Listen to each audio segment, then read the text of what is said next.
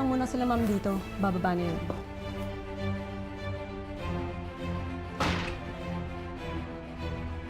Good morning po, ma'am.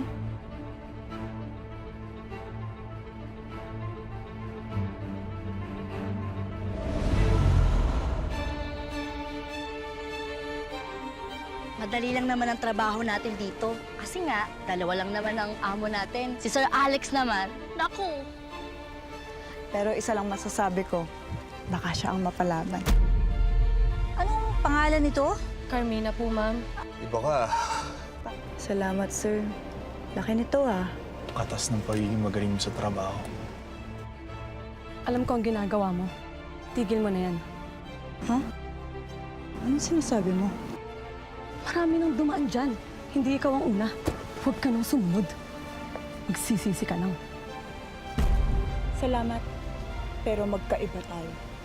Hindi ako ikaw. Bakit ka pa kasi nagtitiis dito? Hindi tayo mapapakain ng dignidad! Di ba ayoko ng tanga? Sinabi ko na yun sa'yo. Eh bakit ka nagpahuli? Ikaw ang nilalangaw na ulam sa karinderya! Di ka nakalaban, di ka nakalaban. Mga luha mo'y aking nararamdaman. Hahanapin kita, at Iba talaga pag sariwa, matamis, makatas.